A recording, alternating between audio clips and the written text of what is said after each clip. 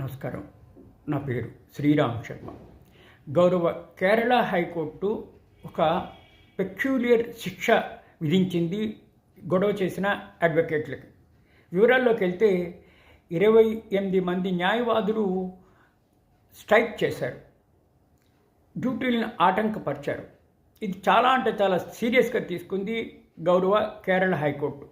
Court ధిక్కరణ case register చేసి వాళ్ళకి నోటీసులు ఇచ్చి ఇరుపక్షాల వాదనలు వినిన తర్వాత కంక్లూజన్కి వచ్చింది, ఈ 28 మంది అడ్వకేట్లు తప్పు చేశారు, వీళ్ళకి శిక్ష వేయాల్సిందే అని. శిక్ష ఏంటో తెలుసా?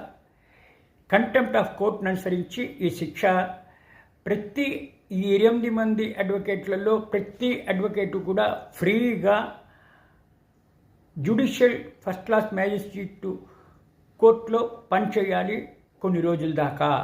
ఇదే వీళ్ళకి శిక్ష.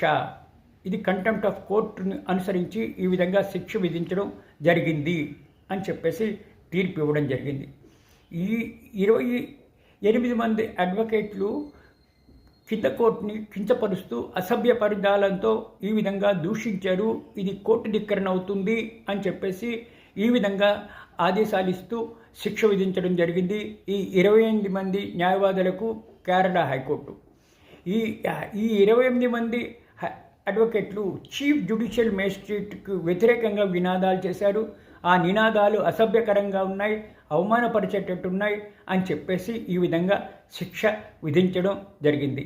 వీళ్ళని బార్ కౌన్సిల్ నుంచి తొలగించడం కానీ లేకపోతే జైలుకు పంపించడం కానీ కాకుండా వీళ్ళు కేసులు ఫ్రీగా ఒక వారం పాటు చెయ్యాలి అని శిక్ష విధించడం జరిగింది.